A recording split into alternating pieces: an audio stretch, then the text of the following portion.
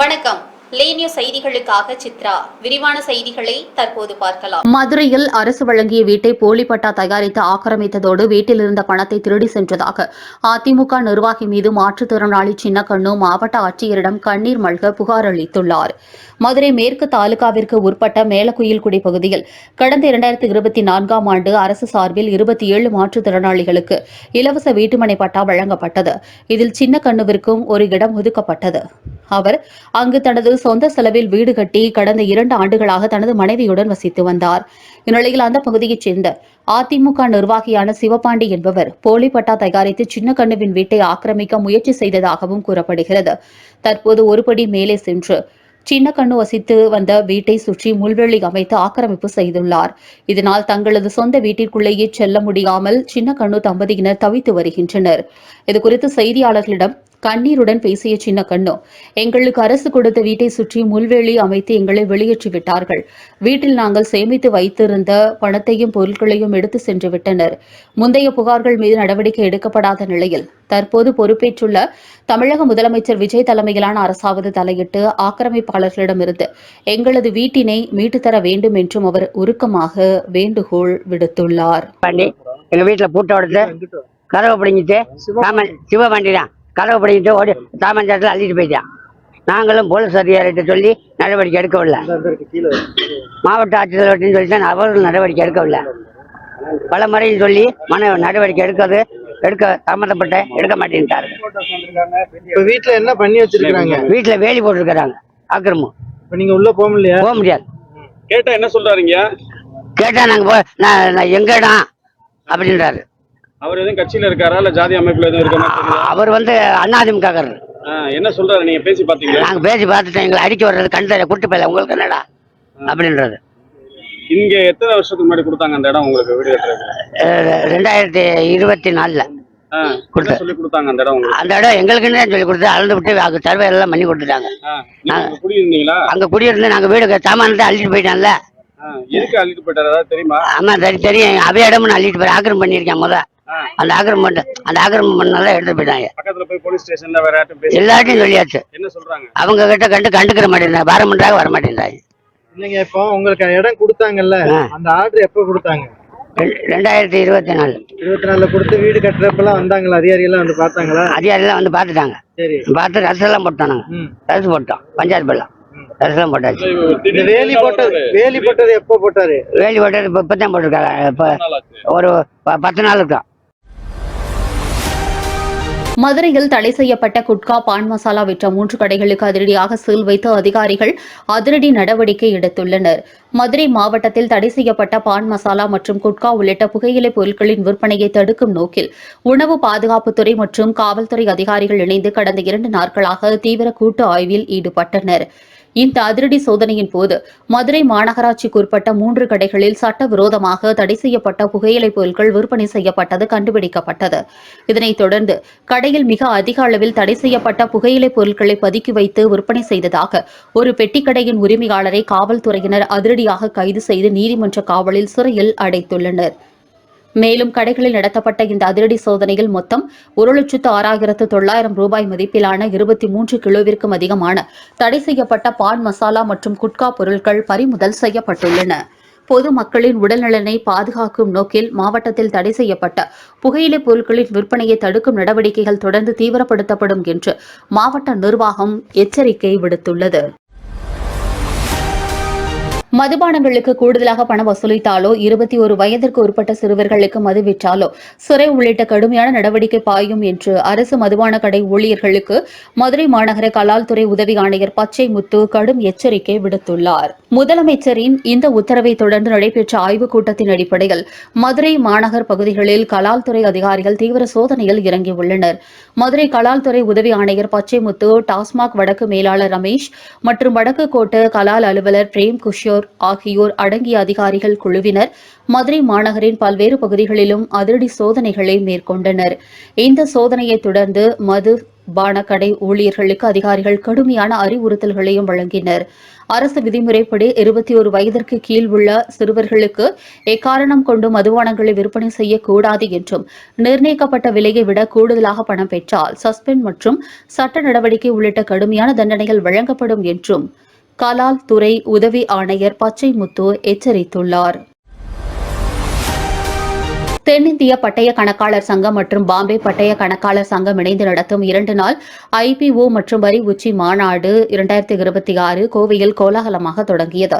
கோயம்புத்தூரில் தென்னிந்திய பட்டய கணக்காளர் சங்கம் மற்றும் பாம்பே பட்டய கணக்காளர் சங்கம் இணைந்து நடத்தும் 2 நாள் IPO மற்றும் வரி உச்சி மாநாடு 2026 மிக சிறப்பாக தொடங்கியது. மே 15 மற்றும் 16 ஆகிய தேதிகளில் நடைபெறும் இந்த மாநாட்டில் தென்னிந்தியா முழுவதிலும் இருந்து 70க்கும் மேற்பட்ட பட்டய கணக்காளர்களும் 50க்கும் மேற்பட்ட முன்னணி பெரு நிறுவனங்களும் பங்கேற்றுள்ளன. இந்த மாநாட்டின் துவக்க விழாவில் இந்திய பட்டய கணக்காளர்கள் சங்கத்தின் கோவை கிளை முன்னாள் தலைவர் CAG ராமசாமி தலைமை விருந்தினராக கலந்து கொண்டு சிறப்பித்தார். அப்போது பேசிய அவர், இந்தியாவின் தொழில் மற்றும் நிதிச்சூழல் மிக வேகமாக மாறி வருகிறது. இத்தகைய சூழலில் நிதி மேலாண்மை, வரி நிர்வாகம், நிறுவன ஆளுமை மற்றும் தொழில்முறை ஒழுக்கம் ஆகிய துறைகளில் தொடர்ச்சியான அறிவு மேம்பாடு என்பது மிகவும் அவசியமான ஒன்று என்றும் தெரிவித்தார். இந்நிகழ்வில் தென்னிந்திய பட்டய கணக்காளர் சங்க செயலாளர் எல் காமேஷ், பொருளாளர் மகேஷ் பிரபு உள்ளிட்ட முக்கிய பொறுப்பாளர்கள் பலரும் கலந்து கொண்டனர். நாங்க இந்த auditors association of southern India டாசிங்கிறது 1940 நிறுவப்பட்டது. நிறுவப்பட்டு இப்பொழுது 86 வருடங்களாக சார்ட்டர்ட் அக்கௌண்டன்ட்ஸ் இதுல எல்லாரும் மெம்பர்ஸா இருக்காங்க. கோயம்புத்தூர் மாத்திரம் இல்ல, through out south India, even பாம்பேல இருந்தும் எங்களுக்கு மெம்பர்ஸ் இருக்காங்க. அதே போல பாம்பே சார்ட்டர்ட் அக்கௌண்டன்ட் சொசைட்டிங்கிறது 1949 நிறுவப்பட்டது. ரெண்டுமே ரொம்ப பழமையான ஆர்கனைசேஷன். மெயினா சார்ட்டர்ட் அக்கௌண்டன்ட்ஸ் எல்லாருமே மெம்பர்ஸா இருக்காங்க. இந்த 2 நாட்கள், இன்னைக்கும் நாளைக்கும் இந்த கோயம்புத்தூர்ல சிம்போசியம், ஒரு கலந்துரையாடல், நாலேஜ் ஷேரிங், IPO எப்படி ஒரு கம்பெனிகளுக்கெல்லாம் எடுத்துட்டு போறது, அதையும் அப்புறம் சக்சஷன் பிளானிங், அடுத்த ஜெனரேஷனுக்கு அவங்களுடைய சொத்தை பராமரித்து அவர்கள் எப்பொழுது கன்சாலிடேட் பண்ணிக்கிறதுங்கிறத பத்தியும், நாளைக்கு பல டாக்ஸேஷன் இஷ்யூஸ், வருமான வரி, GST எல்லாத்த பத்தியும் கலந்துரையாடி, இங்க கோயம்புத்தூர் மாத்திரம் இல்ல, மதுரை, சென்னை, பாம்பேல இருந்தெல்லாம் எல்லாரும் வந்திருக்காங்க. இதுக்கு சட்ட வல்லுநர்கள் பாம்பே, பெங்களூர், ஹைதராபாத்ல இருந்தெல்லாம் வந்திருக்காங்க. அட்ரஸ் பண்ணி இது கலந்துரையாடல் பண்ணி எல்லா விதத்திலையும் நாங்க நாலேஜ் ஷேர் பண்ணிக்கணுங்கிறது ரெசிடென்சி கோயம்புத்தூர்ல நடக்குது. இன்னைக்கும் நாளைக்கும் 2 நாள் நடக்குது. கோவையில் ISI முத்திரையில்லாத தரமற்ற ஹெல்மெட்களை விற்ற கடைகளில் இந்திய தர நிர்ணய அமைவனம் அதிரடி சோதனை நடத்தி பெருமளவிலான தலைக்கவசங்களை பறிமுதல் செய்தனர். கோயம்புத்தூரில் ISI முத்திரையில்லாத தரமற்ற ஹெல்மெட்களை விற்பனை செய்த கடை மீது இந்திய தர நிர்ணய அமைவன அதிகாரிகள் அதிரடி நடவடிக்கை மேற்கொண்டுள்ளனர். அந்த வகையில் கோவை மாநகரில் உள்ள ஹெல்மெட் விற்பனை கடை ஒன்றில் ISI தர முத்திரையில்லாத ஹெல்மெட்கள் விற்கப்படுவதாக கிடைத்த ரகசிய தகவலின் பேரில் அதிகாரிகள் அதிரடி ஆய்வு மேற்கொண்டனர். இந்திய தர நிர்ணய அமைவன இயக்குநர் K. ரமேஷ் தலைமையிலான அதிகாரிகள் வினீத்குமார், திவ்யா மற்றும் கௌதம் சான்சோனி ஆகியோர் அடங்கிய குழுவினர் இந்த திடீர் சோதனையில் ஈடுபட்டனர். இந்த ஆய்வின் போது இருசக்கர வாகன ஓட்டிகளுக்காக கடையில் விற்பனைக்கு வைக்கப்பட்டிருந்த ஹெல்மெட்கள் ஒவ்வொன்றாக தீவிர பரிசோதனைக்கு உள்ளாக்கப்பட்டன. அப்போது மத்திய அரசின் கட்டாய தர கட்டுப்பாட்டு விதிகளுக்கு முரணாக ISI முத்திரையே இல்லாத நூற்றுக்கணக்கான தரமற்ற போலி ஹெல்மெட்கள் பொதுமக்களின் விற்பனைக்காக வைக்கப்பட்டிருந்ததும் கண்டுபிடிக்கப்பட்டது. அந்த போலி ஹெல்மெட்கள் அனைத்தையும் அதிகாரிகள் உடனடியாக பறிமுதல் செய்தனர். இதுகுறித்து இந்திய தர நிர்ணய அமைவன அதிகாரிகள் தரப்பில் கூறுகையில், பொதுமக்கள் தங்களுடைய பாதுகாப்பு சார்ந்த எந்தவொரு பொருளையும், குறிப்பாக ஹெல்மெட்களை வாங்கும்போது அதன் தரத்தை முழுமையாக உறுதி செய்ய வேண்டும். இதற்காக மத்திய அரசு வழங்கியுள்ள BIS கேர் ஆப் என்ற மொபைல் செயலியை பயன்படுத்தி அதில் உள்ள தர குறியீடுகளை பரிசோதித்து உண்மையான ISI முத்திரைதானா என்பதை உறுதி செய்த பின்னரே பொருட்களை வாங்க வேண்டும் என்று பொதுமக்களுக்கு கோரிக்கை விடுத்துள்ளனர். ரசிகர்களின் பெரும் எதிர்பார்ப்பிற்கு மத்தியில் நடிகர் சூர்யா நடிப்பில் உருவாகியுள்ள கருப்பு திரைப்படம் திரையரங்குகளில் வெளியாகி ரசிகர்களிடையே பெரும் வரவேற்பை பெற்று வருகிறது. ஆர்ஜே பாலாஜி இயக்கத்தில் சூர்யா, த்ரிஷா, ஆர்ஜே பாலாஜி உள்ளிட்ட பலர் நடிப்பில் பிரபல இசையமைப்பாளர் ஷாய் அபெங்கர் இசையில் இந்த திரைப்படம் உருவாகியுள்ளது. மே 14 வெளியாகும் என்று அறிவிக்கப்பட்டிருந்த இத்திரைப்படம் சில தவிர்க்க முடியாத காரணங்களால் வெளியாகாமல் தடையானது. இதனைத் தொடர்ந்து அனைத்து பிரச்சினைகளும் சுமூகமாக முடிக்கப்பட்டு இத்திரைப்படம் உலகம் முழுவதும் உள்ள திரையரங்குகளில் வெளியானது. அதன் ஒரு பகுதியாக கோயம்புத்தூர் துடிகலூர் பகுதியில் உள்ள முருகன் திரையரங்கில் சூர்யா ரசிகர் மன்றத்தினர் பிரம்மாண்ட கொண்டாட்டத்தில் ஈடுபட்டனர். திரையரங்கில் வைக்கப்பட்டிருந்த நடிகர் சூர்யாவின் பிரம்மாண்ட கட் அவுட் மற்றும் பேனர்களுக்கு பால் அபிஷேகம் செய்து ரசிகர்கள் தங்களது மகிழ்ச்சியை வெளிப்படுத்தினர். மேலும் திரைப்படத்தின் தலைப்பிற்கு ஏற்ப திரையரங்கிற்கு வந்த ரசிகர்கள் பலரும் கருப்பு நிற சட்டை அணிந்து வந்திருந்தனர். ஒருவருக்கொருவர் நெற்றியில் திருநீர் பூசிக்கொண்டு கருப்பா கருப்பா என்று விண்ணதிர முழக்கமிட்டு தியேட்டர் வளாகத்தையே அதிர செய்தனர். தொடர்ந்து ரசிகர் மன்ற நிர்வாகிகள் முன்னிலையில் கேக் வெட்டியும் இனிப்புகள் வழங்கியும் மகிழ்ச்சியை பகிர்ந்து கொண்டனர். கருப்பு படம் ரிலீஸ் ஆனது வந்து ரொம்ப சந்தோஷமா இருக்குது. ஏன்னா வந்து எனக்கு வந்து செலிப்ரேஷன் பண்ணி ரொம்ப நாள் ஆச்சு. கடைசியாக வந்து விஜய் படத்தை தான் நாங்கள் வந்து பார்த்துருந்தோம். நான் வந்து விஜய் ரசிகர் இல்லை சொல்லுவேன். இப்போ என்னன்னு கேட்டிங்கன்னா வந்து இப்போ விஜயனா வந்து முதலமைச்சர் ஆகிட்டாரு. நீ அவரோட ஸ்டார்ட் இருக்கிறது யாருன்னு கேட்டிங்கன்னா சூரியனா தான். ஏன்னா இப்போ அந்த மாதிரி நாங்கள் கொண்டாடிட்டு இருக்கிறோம். சத்தியமாக சொல்லணும்னா கேட்டுக்கிறவங்க எல்லாமே அப்போ சொன்னாங்க. செலிப்ரேஷன் வந்து கொஞ்சம் வேற லெவலில் பண்ணிட்டு இருக்குன்னா வந்து இனிமேல் அந்த சினிமா துறையில் வந்து சூரியனா தான். அது வந்து வாழ்த்துக்களுக்கு.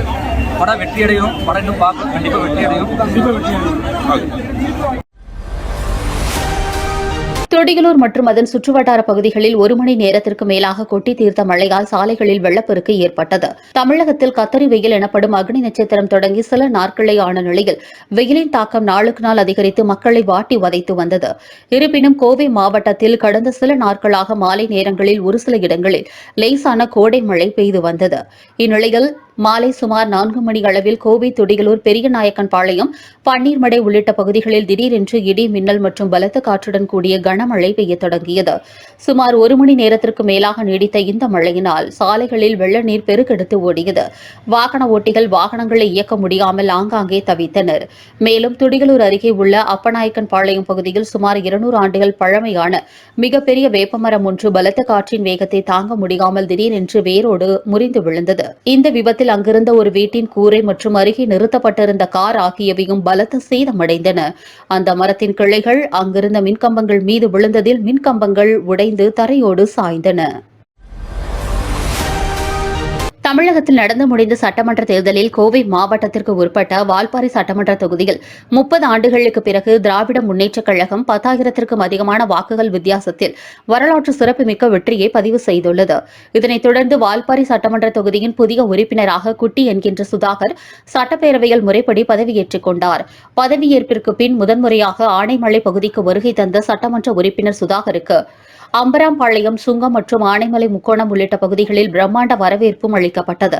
இதனைத் தொடர்ந்து பொள்ளாச்சியில் செய்தியாளர்களை சந்தித்த வால்பாறை சட்டமன்ற உறுப்பினர் குட்டி என்கின்ற சுதாகர் பேசுகையில், திமுகவிற்கு வாக்களித்த மக்கள் மட்டுமின்றி வாக்களிக்காத மக்களுக்கும் தேவையான அனைத்து அடிப்படை வசதிகளையும் முன்னின்று செய்து கொடுக்க வேண்டும் என்று எங்களது கழக தலைவர் அறிவுறுத்தியுள்ளார். அதன் அடிப்படையில் வால்பாறை தொகுதிக்கு தேவையான அனைத்து நலத்திட்டங்களையும் முழுமையாக செயல்படுத்த தீவிர நடவடிக்கை எடுப்பேன் என்றும் அவர் தெரிவித்தார்.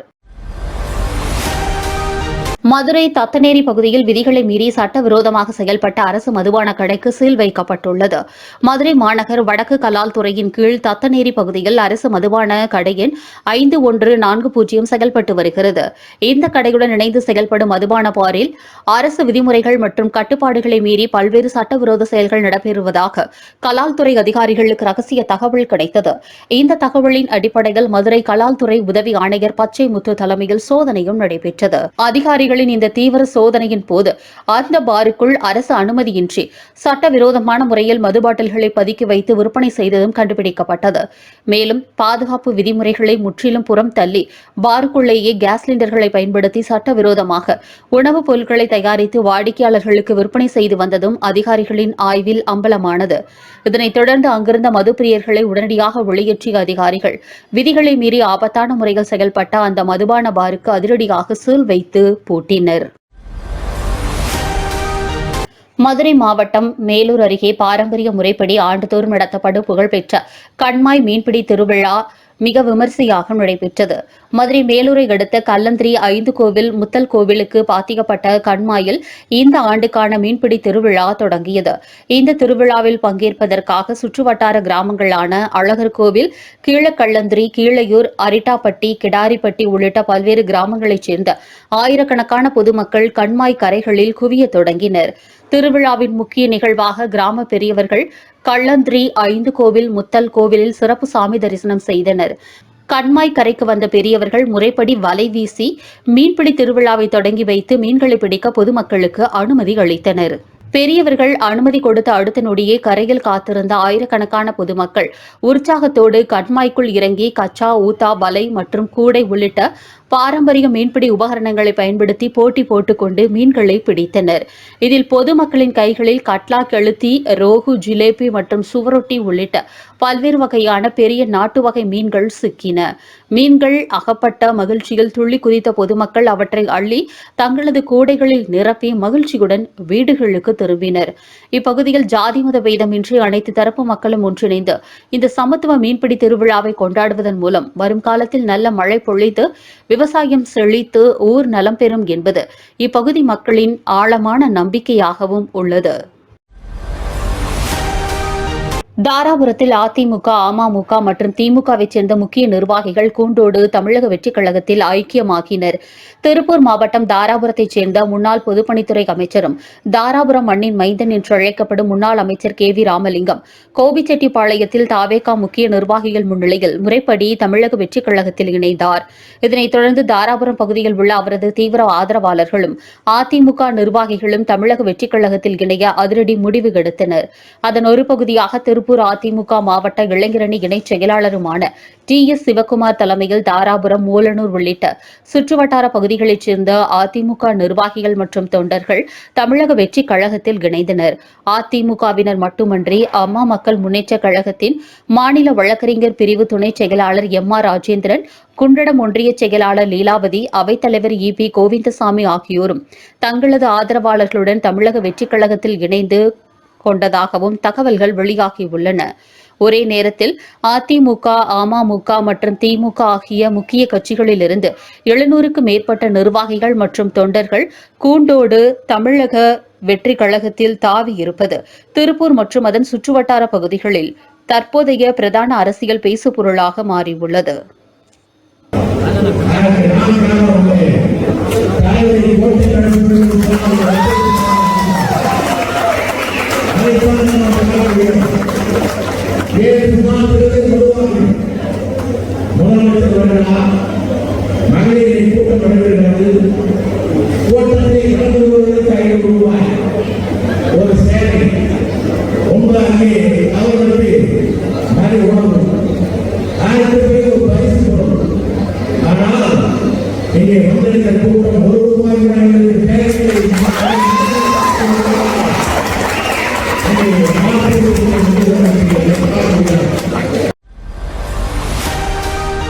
மதுரை உலக புகழ்பெற்ற மீனாட்சி அம்மன் கோவிலில் சுவாமி தரிசனம் செய்த பின்பு செய்தியாளர்களை சந்தித்த அமைச்சர் சி.டி.ஆர். நிர்மல்குமார் பேசுகையில், மதுரை மாவட்ட காவல் கண்காணிப்பாளர் மற்றும் உயர் அதிகாரிகளுடன் நடத்தப்பட்ட ஆய்வுக் கூட்டத்தின் அடிப்படையில் குட்கா உள்ளிட்ட போதைப் பொருட்கள் புழக்கம், சட்டவிரோதமாக இயங்கும் கல் குவாரிகள், டாஸ்மாக் பார்கள் ஆகியவை தீவிரமாக ஆய்வு செய்யப்பட்டு ரெய்டு நடத்தப்பட்டு சீல் வைக்கப்பட்டு வருகின்றன. பொதுமக்கள் ஒன்றை நன்றாக புரிந்து கொள்ள வேண்டும். இது பழைய மாதிரியான ஆட்சி கிடையாது. இது தளபதி அண்ணன் முதலமைச்சர் விஜயன் ஆட்சி. முதலமைச்சர் ஒவ்வொரு நிமிடமும் எதை நினைத்து மக்கள் நலனுக்காக செயல்படுகிறாரோ அதை உணர்ந்துதான் ஒட்டுமொத்த அரசு இயந்திரமும் அதிகாரிகளும் செயல்பட்டு வருகிறார்கள் என்றும் அவர் தெரிவித்தார். மக்கள் அளித்த தீர்ப்பை ஏற்றுக்கொண்டு மக்கள் என்ன நினைச்சு வாக்களித்தாங்களோ அதுக்கான வேலையை நாங்கள் எல்லாம் துவக்கியிருக்கிறோம். நேற்று மதுரை மாவட்டத்தில் ஆட்சியர், கமிஷனர், எஸ்பி எல்லாரும் கூட சேர்ந்த ஆய்வில் எல்லா இடத்துலையும் எங்கெங்கெல்லாம் குட்காக்கள், அதாவது தேவையில்லாமல் போதை வஸ்துகள், குட்காக்கள் விற்கப்படுதோ அதையெல்லாம் கடும் நடவடிக்கை எடுக்குமாறு முதல்வர் என்ன நினைச்சு இந்த போதையில்லா தமிழகத்திற்கு முடக்கி விட்டாரோ அதை செயல்படுத்தும் வடிவமாக நிறைய இடத்துல கடந்த 2 நாட்களாக பல பகுதிகளில் கடைகளுக்கு ரைடு செஞ்சு மதுரை மாவட்டத்தில் இருக்கிற கமிஷனர், எஸ்பி எல்லாம் சேர்ந்து இப்போ காவல்துறை சீல் வச்சுட்டு வராங்க. அது இல்லாமல் டாஸ்மாக் பார்களில் எங்கெங்கெல்லாம் முறைகேடுகள் நடக்குதோ, டாஸ்மாக் பாரில் விதிமீறல்கள் நடக்குதோ அதையெல்லாம் ஆய்வு செய்து ஆக்ஷன் எடுத்துகிட்டு வராங்க. எங்கெங்கெல்லாம் வந்து சட்டத்திற்கு புறம்பாக இல்லீகல் மைன்ஸு இல்லீகல் குவாரிகள் இருக்குதோ அதை எல்லாத்தையும் ஐடென்டிஃபை பண்ணி அது எல்லாத்து மேலேயும் நடவடிக்கை எடுக்கிறதுக்காக அனைத்து வேலைகளும் துவங்கப்பட்டிருக்கு. கண்டிப்பாக எல்லாரும் இது பழைய மாதிரியான ஆட்சி இல்லை. இது தளபதி அண்ணன் முதல்வர் அண்ணன் விஜயோடைய ஆட்சி. முதல்வர் என்ன நினச்சி ஒவ்வொரு நிமிஷம் செயல்பட்டு இருக்கிறாரோ அதை வந்து செயல்படுத்தும் விதமாக எல்லாரும் நடந்து கொள்ள வேண்டும் என்று கேட்கிறோம். பொதுமக்களும் முழு ஒத்துழைப்பு கொடுத்துட்டு வராங்க. எல்லா இடத்துலையும் இல்லீகல் குவாரி எங்கெல்லாம் தேவையில்லாத போதை வஸ்துகள் இருக்கிறதோ அது எல்லா இடத்துலையும் கடைகள் சின்ன சின்ன கடைகள் வந்து குட்கா எல்லாமே வந்து நடவடிக்கை எடுக்கப்பட்டு வருது. பொதுமக்களும் அனைவரும் கண்டிப்பாக இன்னொரு 2-3 மாதத்துக்குள்ளே எல்லாமே சீரமைக்கப்பட்டு சரியான பாதையில் போகும்னு கேட்டுக்கிறோம். தேசிய அளவிலான ஜூனியர் மாடல் இன்டர்நேஷனல் குழந்தைகள் அழகி போட்டியில் தமிழ்நாட்டைச் சேர்ந்த குழந்தைகள் பெரும் அளவிலான பட்டங்களை வென்று சாதனை படைத்ததோடு தாய்லாந்தில் நடைபெறவுள்ள சர்வதேச போட்டிக்கும் தகுதி பெற்று மாநிலத்திற்கு பெருமை சேர்த்துள்ளனர். ஃபேஷன் ரன்வே நிறுவனம் சார்பில் 2026ஆம் ஆண்டிற்கான junior model international India finals இந்திய அளவிலான இறுதிப் போட்டி அண்மையில் நடைபெற்றது. மே 7, 8 மற்றும் 9 ஆகிய தேதிகளில் கேரளாவின் காலிகட் நகரில் நடைபெற்ற இந்த தேசிய அளவிலான போட்டிகள் இந்தியாவின் பல்வேறு மாநிலங்களில் இருந்தும் நூற்றுக்கணக்கான குழந்தைகள் தங்களது திறமைகளை வெளிப்படுத்தினர். விறுவிறுப்பாக நடைபெற்ற இந்த தேசிய இறுதிப் போட்டியில் தமிழகத்தைச் சேர்ந்த குழந்தைகள் எக்ஸ் ரஷன் ஃபர்ஸ்ட் ரன்னர் அப் பட்டத்தையும் Divith A second runner up விருதையும் வென்றுள்ளார். சர்வதேச மேடையில் தடம் பதிக்க தயாராகி வரும் இக்குழந்தைகளுக்கு தற்போது பல்வேறு தரப்பிலிருந்தும் பாராட்டுகள் குவிந்து வருகின்றன.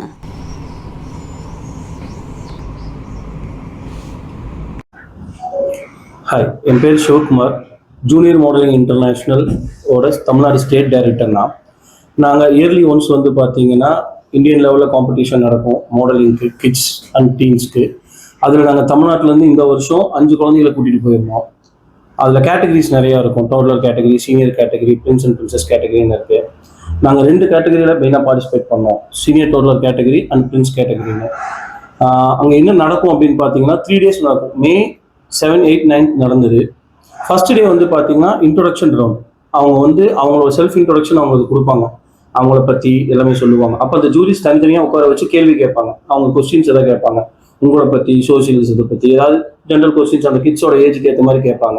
ஸோ அதுக்கு ஒரு மார்க்ஸ். அப்புறம் க்ரூமிங் செஷன்ஸ் ட்ரைனிங் ஸ்டார்ட் பண்ணிடுவோம். ஸோ அப்புறம் செகண்ட் டே வந்து பார்த்தீங்கன்னா டேலண்ட் ரவுண்ட். அவங்க 2.5 நிமிஷத்துலேருந்து 3 நிமிஷம் வரைக்கும் ஸ்டேஜ் டேலண்ட் ரவுண்டு ஏதாவது அவங்க செய்யணும். லைக் டான்ஸு, மியூசிக் பாடலாம், இல்லை டிராயிங் பண்ணலாம், இல்லைனா சிலர் அம்பெல்லாம் விட்டாங்க, என்ன வேணாலும் பண்ணலாம். பட் அந்த ஸ்டேஜில் 2 to 3 நிமிஷம் அவங்க வந்து கவரப் பண்ணியிருக்கணும். அதுக்கு மார்க்ஸ் இருக்குது. அதுக்கப்புறம் தேர்ட் டே தான் ஃபைனல் டே. வந்து ஃபர்ஸ்ட் ஆஃப் என்ன நடக்கும் அப்படின்னா ட்ரெடிஷ்னல் ரவுண்ட். ட்ரெடிஷ்னல் ட்ரெஸ் போட்டுட்டு அவங்க வாக் வரணும், ஸ்டேஜில் ரேம்ப் வாக் வரணும். இந்த ட்ரெடிஷ்னல் ட்ரெஸ்ஸில் வந்து பார்த்தீங்கன்னா சிலர் இந்தியாவை ரெப்ரசென்ட் பண்ணுவாங்க, தமிழ்நாடு ரெப்ரசென்ட் பண்ணுவாங்க, சம் ஃபேன்சி ட்ரெஸ்ஸஸ், பீகாக்ஸு, டைகரு, இந்த மாதிரிலாம் அவங்க என்ன வேணாலும் ட்ரெஸ் அப் பண்ணிட்டு அந்த ட்ரெஸ்ஸை எப்படி அவங்க எடுத்து காமிச்சு நடந்து வராங்கிறது தான் அந்த மார்க்ஸ். Final round. அதுக்கப்புறம் மேக்கப் போயிடுவோம். மேக்கப் முடிச்சுட்டு ஃபைனல் வந்து சூட், பசங்களுக்கு சூட் அண்ட் பால் கவுன். இந்த ட்ரெஸ் இப்போ வியர் பண்ணிருக்காங்களே இந்த ட்ரெஸ் தான். இந்த ட்ரெஸ்லேயே அவங்க வாக் பண்ணி வரும்போது எப்படி இருக்காங்க. ஸோ இதெல்லாம் தான் மார்க்ஸை டிவைட் பண்ணி ஜூரிஸ் வந்து இந்த 3 நாளும் கூடயே இருப்பாங்க. ட்ரைனிங்கும் கொடுப்பாங்க. அதே சமயம் இந்த இடத்துல கண்ணி இதில் யார் ஃபர்ஸ்ட் 1, 2, 3 அப்படிங்கிறத செலக்ட் பண்ணுவாங்க. ப்ளஸ் டைட்டில்ஸ், சப்டைட்டில்ஸ், நல்ல ட்ரெஸ்ஸு, நல்ல வாக் இருக்கும். பட் அவங்களால வின் பண்ணியிருக்க முடியாது. பட் அவங்களுக்கு வாக் நல்லா இருக்கும், ட்ரெஸ்ஸிங் நல்லா இருக்கும், இல்லை ஸ்மைல் நல்லா இருக்கும். அதுக்கெல்லாம் வந்து சப்டைட்டில்ஸ் தனித்தனியாக கொடுத்துட்டு வருவாங்க. ஸோ இப்போ இவங்க தமிழ்நாடு ரெப்ரசென்ட் பண்ணி போய் சீனியர் டோட்டலர் கேட்டகரியில் கேர்ள்ஸில் வந்துட்டு ஜோனா அவங்க வந்து பார்த்தீங்கன்னா ஃபர்ஸ்ட் ரன்னர் அப் வாங்கியிருக்காங்க. அதே மாதிரி சீனியர் டோட்டல் கேட்டகரியில் வந்துட்டு பாய்ஸில் வந்து பார்த்தீங்கன்னா ரக்ஷன் அவர் வந்து பார்த்தீங்கன்னா செகண்ட் ரன்னர் அப் வாங்கியிருக்காரு. ஸோ அடுத்தது வந்து பார்த்தீங்கன்னா பிரின்ஸ் அண்ட் பிரின்சஸ் கேட்டகரியில் திவித் அவர் வந்து செகண்ட் ரன்னர் அப் வாங்கியிருக்காரு. ஸோ இவர் வந்து பார்த்தீங்கன்னா அட்னான் அவரும் அந்த சீனியர் கேட்டகரியில் பார்ட்டிசிபேட் பண்ணாரு. பட் அவருக்கு வந்து டைட்டில்ஸ் கிடைச்சிருக்கு. அந்த டைட்டில்ஸ் என்னங்கிறத சொல்றேன். தமிழகம் முழுவதும் பொதுமக்களுக்கும் போக்குவரத்திற்கும் இடையூறாக இருக்கக்கூடிய 717 டாஸ்மாக் மதுபான கடைகளை உடனடியாக மூட வேண்டும் என்று கடந்த 3 தினங்களுக்கு முன்பு தமிழக அரசு அதிரடி உத்தரவு பிறப்பித்திருந்தது. இந்த உத்தரவின் அடிப்படையில் கோவை மாவட்டத்தில் கண்டறியப்பட்ட 69 டாஸ்மாக் கடைகளை நிரந்தரமாக மூடுவதற்கு உண்டான அதிரடி நடவடிக்கைகளை மாவட்ட டாஸ்மாக் நிர்வாகத்தினர் தீவிரமாக மேற்கொண்டு வந்தனர். அவற்றின் ஒரு பகுதியாக கோவை ரயில் நிலையம் மிக அருகே பொதுமக்கள் நடமாட்டம் அதிகமுள்ள பகுதிகள் நீண்ட காலமாக செயல்பட்டு வந்த டாஸ்மாக் கடை ஒன்று அதிகாரிகள் முறைப்படி பூட்டி சீல் வைத்தனர். இந்நிலையில் கடை மூடப்பட்ட விஷயம் தெரியாத ஏராளமான மது பிரியர்கள் காலை முதலே வழக்கம் போல் மதுபானங்களை வாங்குவதற்காக அந்த கடைக்கு முன்பாக குவிய தொடங்கினர். கடையின் ஷட்டர் மூடப்பட்டிருந்த நிலையிலும் இன்று ஏன் இன்னும் கடை திறக்கப்படவில்லை, எப்போது திறப்பார்கள் என்று தெரியாமல் நீண்ட நேரமாக கடை வாசலிலேயே அவர்கள் ஆவலுடன் காத்திருந்தனர். கடை மூடப்பட்ட விவரத்தை அங்குள்ளவர்கள் எடுத்துக் கூறிய பின்னரே மது பிரியர்கள் ஏமாற்றத்துடன் அங்கிருந்து கலைந்து சென்றனர். வணக்கம். நான் இப்போ கோயம்புத்தூர் ரயில்வே ஸ்டேஷன் பக்கத்தில் பர்மாசல் லைன் அப்படிங்கிற இடத்துலேருந்து இப்போ பேசிகிட்டு இருக்கோம். இங்கே பார்த்தீங்கன்னா இந்த இடத்துல இந்த ஒயின் ஷாப் கடந்த ஒரு 5-6 வருடமாக இயங்கிட்டு இருந்தது. இப்போ இந்த புதிய ஆட்சி வந்த உடனே இந்த ஒயின் ஷாப் இப்போ எடுத்திருக்கிறாங்க. இதில் முதல் கண் இந்த இடத்துல அந்த முதலமைச்சருக்கும் இந்த தமிழ்நாடு அரசுக்கும் இந்த இடத்துல நன்றி சொல்ல இந்த பர்மாசல் மக்கள் சார்பாக சொல்லிக்கிறோம். இதில் என்ன முக்கியமான விஷயம்னு கேட்டிங்கன்னா, இந்த இடம் கோயம்புத்தூருடைய மெயின் ஜங்ஷன், கோயம்புத்தூருடைய ஒரு city, heart of city number 1 ஆரம்பிக்கிற இடமே இந்த இடம் தான். இதுலேருந்து ஜஸ்ட் ஒரு 500 மீட்டருக்குள்ள கடைகள்லாம் இருக்கக்கூடாதுன்னு சட்டங்கள் இருக்குது. ஆனாலும் ஒரு 250 மீட்டரில் லெஃப்ட் சைடில் ஒரு மைக்கேல்ஸ் தூய மேல்நிலைப் பள்ளின்னு ஒன்று இருக்குது. இதே மாதிரி 200 மீட்டரில் இந்த பக்கம் ரயில்வே ஸ்டேஷன் இருக்குது. இந்த பக்கம் 200 மீட்டரில் அரசு மருத்துவமனை, கோயம்புத்தூர் அரசு மருத்துவமனை இருக்குது. இது எல்லாமே இந்த ஒயின் ஷாப்புக்கு கிட்ட நெருக்கமான இடத்துல தான் இருக்குது. இது இப்படி ஒரு 5-6 வருஷமா இது இயங்கிட்டு இருந்தது. இதனால் இந்த இடத்துல இருக்கிற வியாபாரிகள், இந்த இடத்துல பார்த்தீங்கன்னா முக்கியமாக லூப்ரிகன்ஸ் ஆயில் விற்பனை செய்யக்கூடிய மையங்கள் தான் இந்த இடம். இது மிகப்பெரிய டெப்போ, கிட்டத்தட்ட 100 வருஷமா இந்த இடத்துல இயங்கிட்டு இருக்கு. ஆனாலுமே இதையெல்லாம் நாங்கள் சொல்லி தான் நாங்கள் எடுக்கிறதுக்கான முயற்சி நாங்கள் சொல்லியிருந்தோம் இந்த இடத்துல. ஆனால் இது வரைக்குமே அது நடக்கலை. ஆனால் இந்த தடவை நடந்தது மிக்க மகிழ்ச்சி. இதில் முக்கியமாக என்ன ரீசன் சொன்னீங்கன்னா, இதுக்கு எதிரில் நான் நிற்கிறதுக்கு ஆப்போசிட்டில் ஒரு கடைகளும் வீடு குடியிருப்புகளும் கொஞ்சம் இருந்தது. அவங்க கிட்டத்தட்ட ஒரு 60 வருஷத்துக்கு மேலாக இந்த இடத்துல குடியிருப்பு இருந்து அந்த ஈபி இதெல்லாம் கட்டியிருந்தாங்க. இதில் புறம்போக்கு இடம் தான் இருந்தாலும் அவங்களை காலி பண்ண சொல்லி பல முறை நோட்டீஸ் வந்திருந்தது. ஆனாலும் அவங்க இந்த தடவை நோட்டீஸ் கொடுத்துருந்தாங்க. இந்த ஒயின் ஷாப்பை எடுக்கணுங்கிறது மிகப்பெரிய போராட்டத்தை இருந்தவங்க அந்த இருந்த கடைக்காரர்களும் மற்றும் அங்கே இருந்த குடியிருப்பு வாசிகள் தான். ஆனால் பார்த்தீங்கன்னா இப்போ கடை இருந்தது, ஆனால் குடியிருப்புகள் இங்கே இல்லை, எல்லாத்தையும் எடுத்துட்டாங்க, கடைகளும் போயிடுச்சு. அந்த மாதிரி சூழ்நிலை தான் இப்போ நடந்திருக்கு. ஆனால் இப்போ இந்த நேரத்தில் இதெல்லாம் பண்ணியிருக்கிற இந்த கவர்மெண்ட்டுக்கு இந்த குடியிருப்பு வாழ் மக்கள் சார்பாகவும் இங்கே இருக்கிற வியாபாரிகள் சார்பாகவும் பொதுமக்கள் சார்பாகவும் மிகுந்த நன்றியை இந்த இடத்தில் தெரிவித்துக் கொள்கின்றோம். மதுரை மாநகரில் தமிழக வெற்றிக் கழகத்தின் திருப்பரங்குன்றம் தொகுதி நிர்வாகிகளுக்கான சிறப்பு கலந்தாய்வு கூட்டம் இன்று மிக சிறப்பாக நடைபெற்றது. இக்கூட்டத்திற்கு அக்கட்சியின் முக்கிய பொறுப்பாளர்களும் திருப்பரங்குன்றம் தொகுதிக்கு உட்பட்ட ஏராளமான தாவேகா தொண்டர்களும் திரளாக கலந்து கொண்டனர். இக்கூட்டத்தில் கலந்து கொண்டு சிறப்புரை ஆற்றிய அமைச்சர் CTR நிர்மல்குமார் கட்சியின் எதிர்கால செயல்பாடுகள், களப்பணிகள் மற்றும் தொகுதி மேம்பாடு குறித்து பல்வேறு முக்கிய வழிகாட்டுதல்களையும் கருத்துக்களையும் பகிர்ந்து கொண்டார். தினமும் காலையில் எழுந்திரிச்சா முதல்ல செக்ரட்டரியேட் வந்துடுறாரு முதலமைச்சர். மற்ற அமைச்சர்கள் வராங்களோ இல்லையோ, மற்ற அதிகாரிகள் வராங்களோ இல்லையோ, காலையில் முதல் பணியாக தலைமைச் செயலகம் தன்னுடைய பணியை துவக்கி விடுகிறார் முதலமைச்சர். எல்லாமே புதுசா இருக்கு. தலைமைச் செயலகத்திலேயே பாத்தீங்கன்னா எல்லாருக்கும் புதுசா இருக்கு. முதல்வர் தினமும் காலையில் எப்படி அரசு அலுவலகத்திற்கு வரணுமோ அதே மாதிரி வேலையை துவக்குகிறார். ஒவ்வொரு நிமிடமும் அவர் எந்தவித வேஸ்டும் பண்றதில்லை. முதலமைச்சர் ஒவ்வொரு இடத்துலையும் எந்த வேஸ்டும் பண்றதில்லை. ஒவ்வொரு நாளும் அந்தந்த அதிகாரிகள் அந்தந்த துறையோடு மீட்டிங் முடிச்சுட்டு என்ன மாற்றுதல் செய்ய வேண்டும், யாரை மாற்ற வேண்டும், யாரை நியமிக்க வேண்டும், எந்த அதிகாரியை எங்க நியமித்தால் சரியாக இருக்கும் என்று ஒவ்வொரு நாளும் செயல்படுது. எந்த தடையும் இல்லை பாருங்க. 1000 ரூபாய் இன்னைக்கு வரணுமா, வந்துருச்சு. மாணவர்களுக்கு போக வேண்டிய நிதி வந்துருச்சு. இதே வேற எந்த அரசாங்கம் இருந்தாலும் இது நடந்திருக்காரு. ஒவ்வொரு நிமிஷம் எந்த தடையும் இல்லாமல் மக்களுக்கு வர வேண்டிய திட்டங்கள் போயிட்டே இருக்கு. ஏன்னா அவர் முழு மூச்சாக ஒவ்வொரு நாளும் செயல்பட்டு இருக்காரு. எதை நோக்கி இது மாதிரியான உழைப்பு நம்ம நிர்வாகிகள் நீங்க எல்லாம் பண்ண உழைப்பு இதுவரை எந்த கட்சியும் பார்த்ததே இல்லை. தமிழக அரசின் உத்தரவின்படி பள்ளி குழந்தைகளின் நலன் மற்றும் பாதுகாப்பை கருத்தில் கொண்டு ஆண்டுதோறும் புதிய கல்வியாண்டு தொடங்குவதற்கு முன்பாக பள்ளி வாகனங்களை ஆய்வுக்கு உட்படுத்துவது வழக்கமாகும்.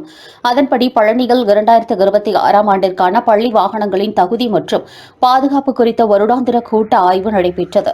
பழனி வட்டார போக்குவரத்து அலுவலகம் மற்றும் ஒட்டன்சத்திரம் மோட்டார் வாகன ஆய்வாளர் அலுவலகம் ஆகியவை இணைந்து நடத்திய இந்த பிரம்மாண்ட கூட்ட ஆய்வில் பழனி மற்றும் ஒட்டன்சத்திரம் சுற்றுவட்டார பகுதிகளில் செயல்பட்டு வரும் தனியார் பள்ளிகளைச் சேர்ந்த சேர்ந்த 440 வாகனங்கள் பங்கேற்றன.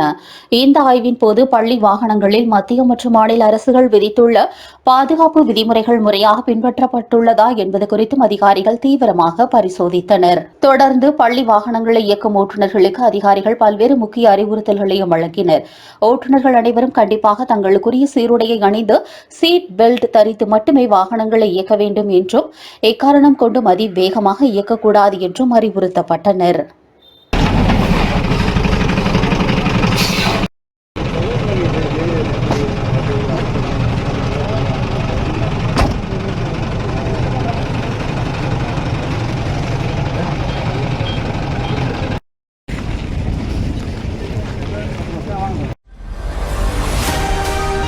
திண்டுக்கல் மாவட்டத்தில் தமிழ் புலிகள் கட்சியின் மாநில செயற்குழு கூட்டம் கட்சியின் நிறுவன தலைவர் நாகை திருவள்ளுவன் தலைமையில் மிக சிறப்பாக நடைபெற்றது.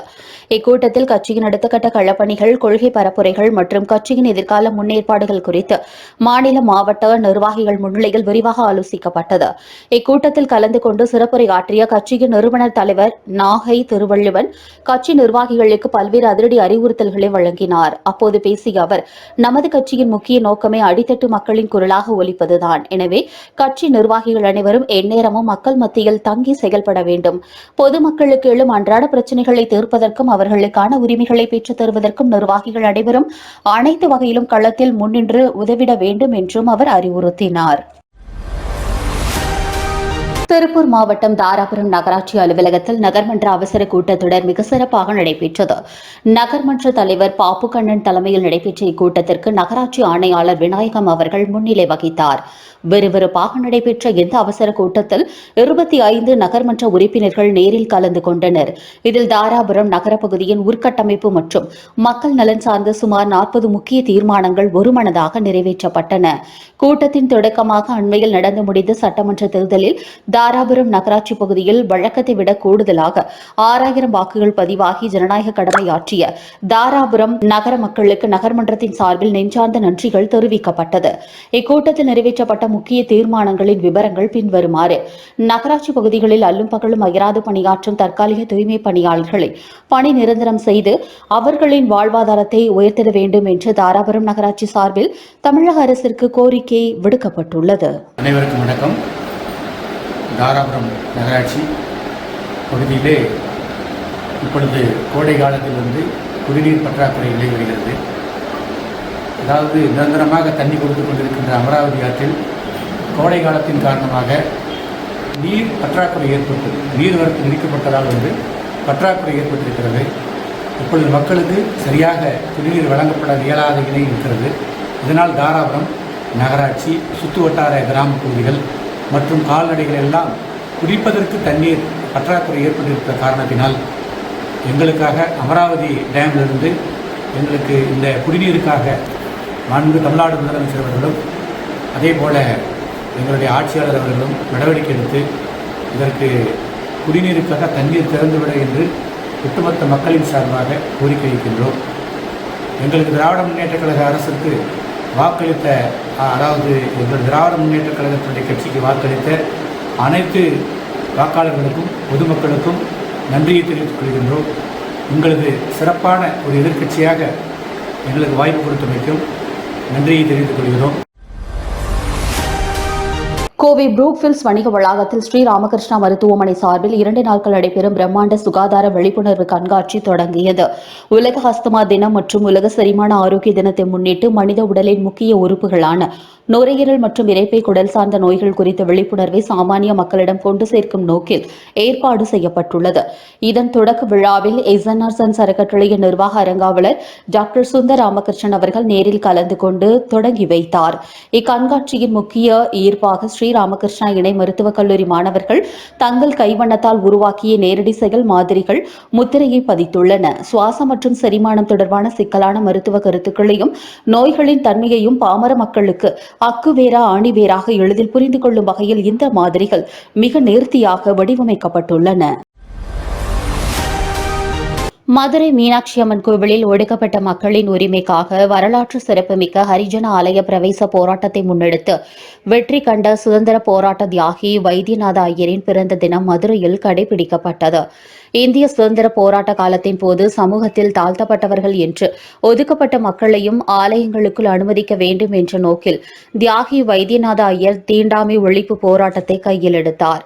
பசும்பொன் முத்துராமலிங்க தேவர் அவர்களின் முழு ஆதரவோடு அச்சுறுத்தல்களையும் கடந்து மதுரை மீனாட்சி அம்மன் கோவிலுக்குள் ஒடுக்கப்பட்ட மக்களை வெற்றிகரமாக அழைத்து சென்று புதிய வரலாற்று சாதனையும் படைத்தார். இத்தகைய மாபெரும் தியாகியின் பிறந்த தினமான இன்று மதுரை மீனாட்சி அம்மன் கோவில் அருகே அமைந்துள்ள தியாகி வைத்தியநாத ஐயரின் திருவுருவ சிலைக்கு பல்வேறு அமைப்புகளைச் சேர்ந்தவர்கள் நேரில் வந்து மரியாதை செலுத்தினர். மதுரை மாநகரின் உட்கட்டமைப்பு மற்றும் தூய்மை பணிகள் குறித்து தமிழக வெற்றிக் கழகத்தின் மதுரை மத்திய தொகுதி சட்டமன்ற உறுப்பினர் முஸ்தபா கடந்த கால திமுக அரசு மற்றும் மாநகராட்சி நிர்வாகத்தின் மீது கடுமையான விமர்சனங்களை முன்வைத்துள்ளார். மதுரை மத்திய தொகுதிக்கு உட்பட்ட உலக புகழ்பெற்ற மீனாட்சி அம்மன் கோவிலை சுற்றியுள்ள பல்வேறு பகுதிகளில் புதிய சட்டமன்ற உறுப்பினர் முஸ்தபா நேரில் சென்று தூய்மை பணிகள் மற்றும் உட்கட்டமைப்பு வசதிகள் குறித்து தீவிர ஆய்வு மேற்கொண்டார். அதனைத் தொடர்ந்து செய்தியாளர்களை சந்தித்த அவர் மதுரை மத்திய தொகுதியில் அமைந்துள்ள உலக புகழ்பெற்ற மீனாட்சி அம்மன் கோவிலை சுற்றியுள்ள பகுதிகளில் பாதாள சாக்கடை பிரச்சினை மிக நீண்ட காலமாக பொதுமக்களுக்கும் வணிகர்களுக்கும் பெரும் அச்சுறுத்தலாகவும் சவாலாகவும் இருந்து வருகிறது. கோவிலை சுற்றியுள்ள பகுதிகளில் போதிய அடிப்படை வசதிகள் கூட சரிவர இல்லை. இதுகுறித்து உடனடியாக ஆய்வு செய்து போர்க்கால அடிப்படைகள் சரி செய்ய வேண்டும் என்று தற்போது சம்பந்தப்பட்ட அதிகாரிகளுக்கு திட்டவட்டமாக உத்தரவிட்டுள்ளோம் என்றார்.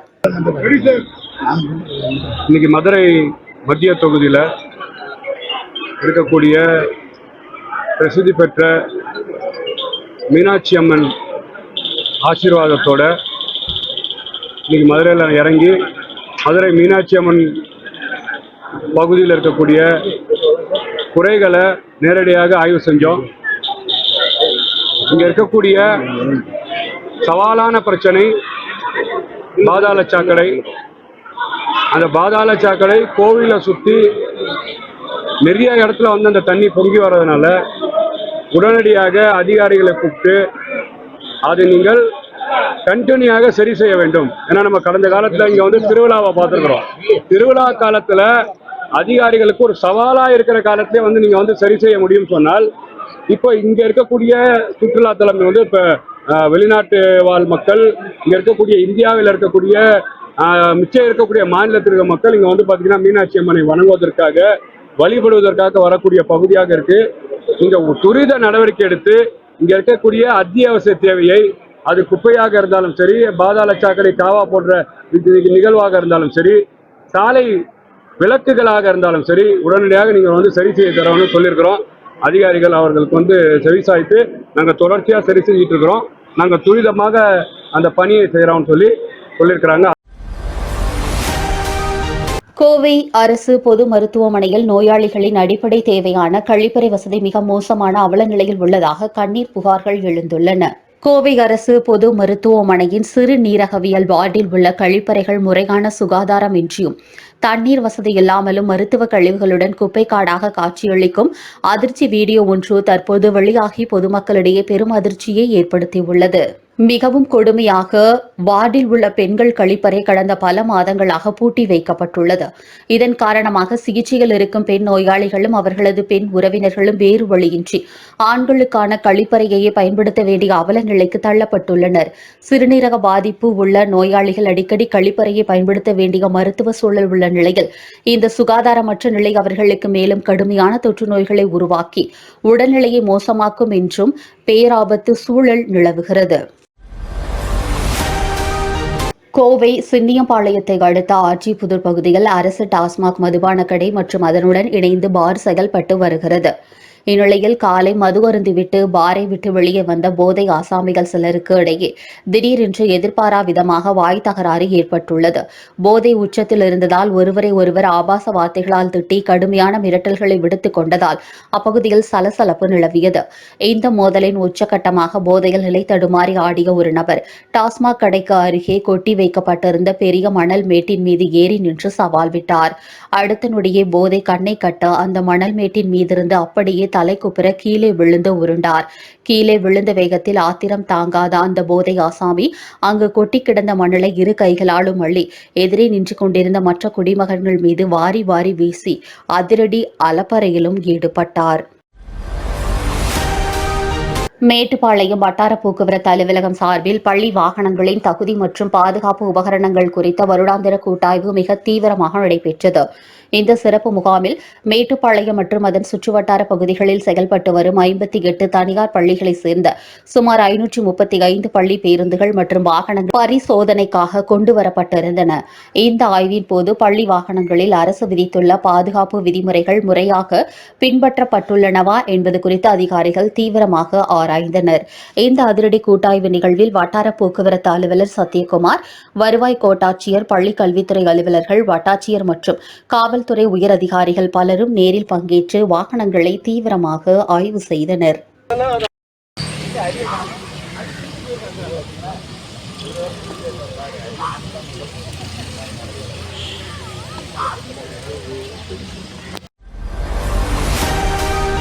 கோவை மாவட்டம் கிணத்துக்கடவு அருகே தங்கையை காதலித்த விவகாரத்தில் கூலி தொழிலாளியை கத்தியால் குத்தி கொலை செய்த சிறுவனுக்கு 3 ஆண்டுகள் சிறை தண்டனை விதித்து கோவை இளஞ்சிறார் நீதிமன்றம் அதிரடி தீர்ப்பளித்துள்ளது. கோவை மாவட்டம் கிணத்துக்கடவு அருகே உள்ள ஒரு கிராமத்தைச் சேர்ந்த 22 வயதுடைய கூலி தொழிலாளி ஒருவர் அதே பகுதியைச் சேர்ந்த 16 வயது சிறுமியை தீவிரமாக காதலித்து வந்ததாக கூறப்படுகிறது.